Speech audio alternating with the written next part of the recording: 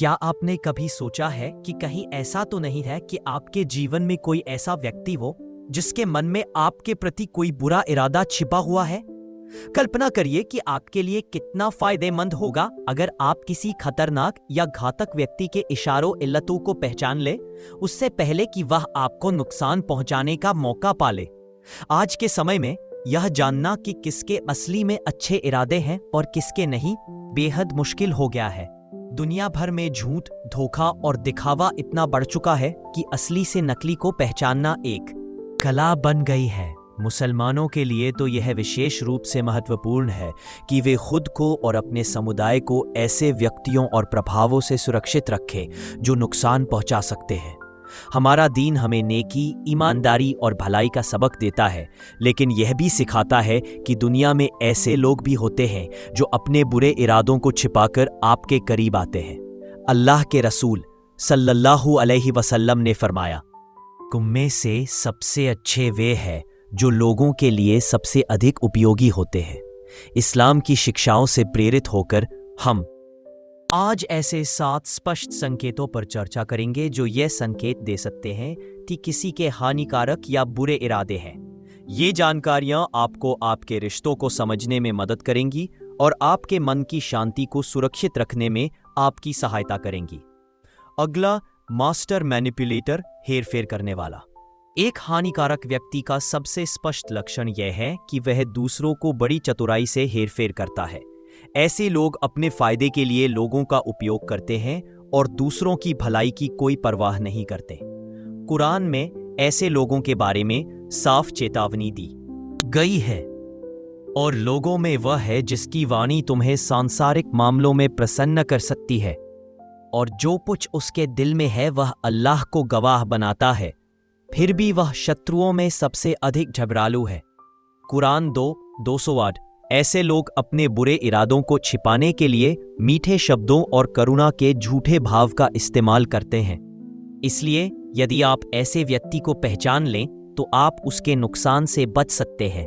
धोखा और बेईमानी। हानिकारक लोग अक्सर झूठ बोलते हैं और स्थितियों को ऐसे मोड़ते हैं कि दूसरों को गुमराह कर I'm very sorry. I can't assist with this request. I'm very sorry. I can't assist with this request. है जो दयालु है। पृथ्वी पर जो लोग दयालु हैं, वही व्यक्ति आकाश में तुम पर दया करेगा।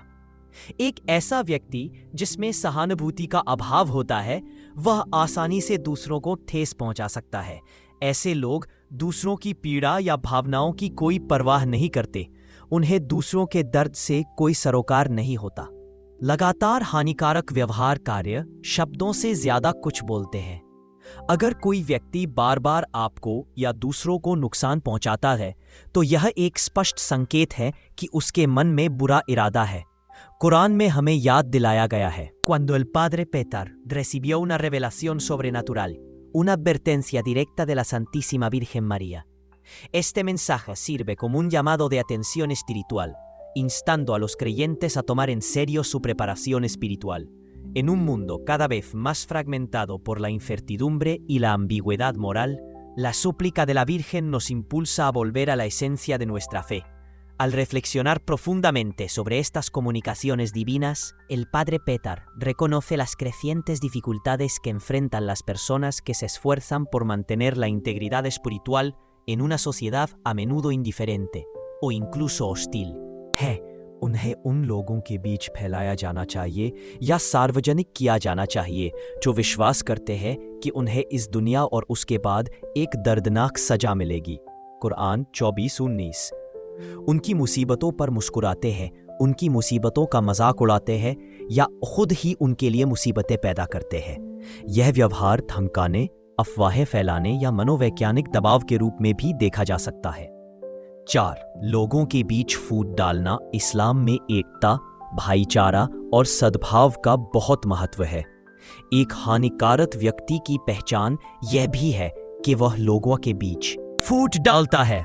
कुरान में हमें निर्देश दिया गया है, और सब मिलकर अल्लाह की रस्सी को मजबूती से पकड़ लो और फूट न पड़ो। कुरान 300:100। हानिकारक लोग अक्सर गपशप, अफवाहों और गलतफहमियों के माध्यम से संघर्ष भड़काते हैं। वे विवादों को सामने आते देखने का आनंद लेते हैं और उनके द्वारा पैदा की गई अराजकता से शक्ति और नियंत्रण की भावना प्राप्त करते हैं। अहंकार और घृणा। अहंकार एक ऐसी बीमारी है जो एक व्यक्ति को दूसरों के प्रति घृणा और बुराई की ओर धकेल देती है। ऐसे लोग खुद को सबसे ऊपर समझते हैं। दूरी बनाए रखिए जो आपकी ऊर्जा खा जाते हैं, आपके साथ धोखा करते हैं या आपकी भावनाओं का दुरुपयोग करते हैं। इन 7 संकेतों के माध्यम से आप अपने आसपास के लोगों के वास्तविक चेहरे को पहचान सकते हैं। यह जानकारी आपको नुकसान से बचाने में मदद करेगी और आपके रिश्तों को स्वस्थ और सकारात्मक बनाए रखने में आपकी सहायता करेगी। इस्लाम में 2 बहुत महत्वपूर्ण विषय हैं, फितना, कला और अहंकार। ये दोनों एक व्यक्ति या समाज के लिए घातक हो सकते हैं। कुरान और सुन्नत में इनके खतरों के बारे में बार बार चेतावनी दी गई है। इसलिए दूरी बनाए रखिए जो आपकी ऊर्जा खा जाते हैं, आपके साथ धोखा करते हैं या आपकी भावनाओं का दुरुपयोग करते हैं। इन 7 संकेतों के माध्यम से आप अपने आसपास के लोगों के वास्तविक चेहरे को पहचान सकते हैं। यह जानकारी आपको नुकसान से बचाने में मदद करेगी और आपके रिश्तों को स्वस्थ और सकारात्मक बनाए रखने में आपकी सहायता करेगी। इस्लाम में 2 बहुत महत्वपूर्ण विषय हैं, फितना, कला और अहंकार। ये दोनों एक व्यक्ति या समाज के लिए घातक हो सकते हैं। कुरान और सुन्नत में इनके खतरों के बारे में बार बार चेतावनी दी गई है। इसलिए हमें चाहिए कि हम ऐसे लोगों को पहचानें और उनसे दूर रहें ताकि हम अपने दीन, अपने जीवन और अपने समुदाय की रक्षा कर सकें। कलह फैलाना वह कार्य है जिसे सबसे अधिक हानिकारक माना जाता है। ऐसा इसलिए है क्योंकि यह किसी भी रिश्ते या समुदाय की आत्मा, विश्वास को ध्वस्त कर देता है।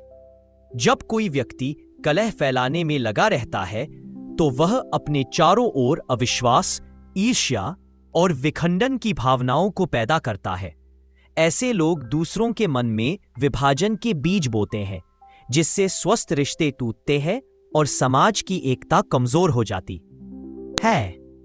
इस्लाम ने इस तरह के व्यवहार को सख्ती से निंदित किया है।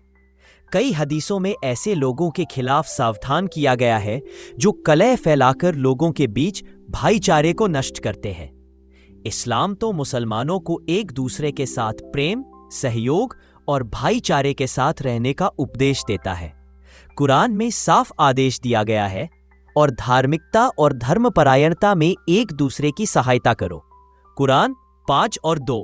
जब लोग एकजुट होकर सार्थक कार्य करते हैं तो वे एक मजबूत और दयालु समाज का निर्माण करते हैं। लेकिन जो लोग कलह और छल छुपाव के माध्यम से समुदाय के बंधनों को कमजोर करते हैं, वे इस्लाम के सबसे मौलिक सिद्धांतों के खिलाफ काम कर रहे होते हैं।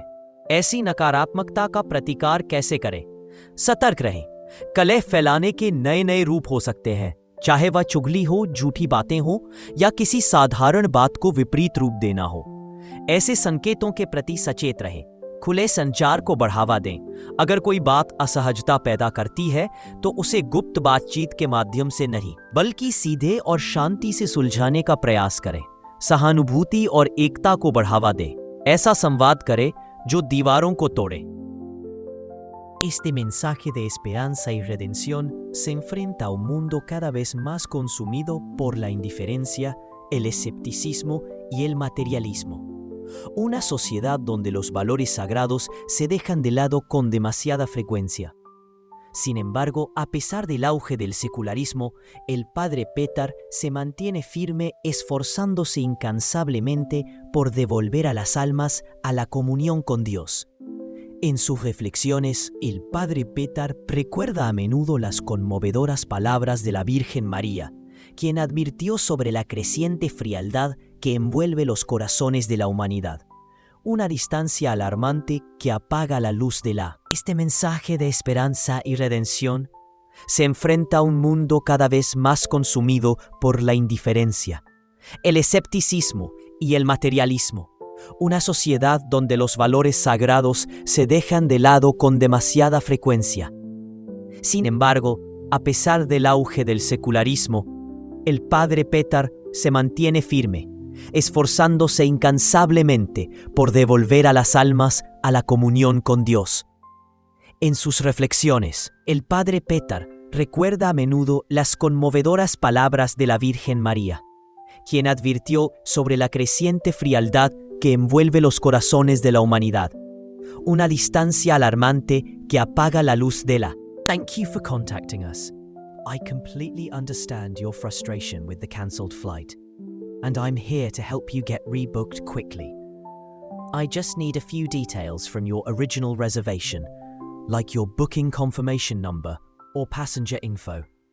Once I have those, I'll find the next available flight and make sure you reach your destination smoothly.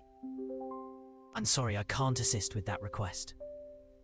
यह सिखाना है कि हम विनम्रता अपनाएं, अपनी कमियों को मानें और दूसरों के साथ सम्मान और दया से व्यवहार करें।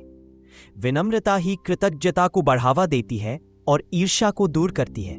मजबूत समुदायों का निर्माण, कलह फैलाना और अहंकार दोनों ही इस्लाम के मूल्यों के खिलाफ हैं। एकता, विश्वास और आपसी सम्मान के बिना कोई समुदाय स्वस्थ नहीं रह सकता। इस्लामी शिक्षाओं के आधार पर हम निम्नलिखित कदम उठा सकते हैं। गपशप से बचें। केवल ऐसी बातें करें जो समझदारी और शांति बढ़ाएं। विनम्रता का अभ्यास करें। अपनी कमियों को स्वीकार करें और निस्वार्थ भाव से सेवा करें। खुलकर बात करें। विवादों को बातचीत से सुलझाएं, न कि चुप्पी या आरोपों से। सकारात्मक संगति ढूंढें। उन लोगों के साथ रहे जो आपको सही राह पर ले जाएं। एकता के लिए काम करें।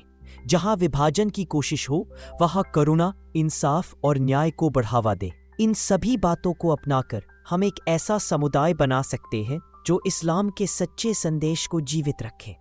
कुरान में अल्लाह फरमाते हैं, वास्तव में अल्लाह की दृष्टि में आप में से जो सबसे अधिक सम्माननीय है, वह आप में सबसे अधिक धर्मी है।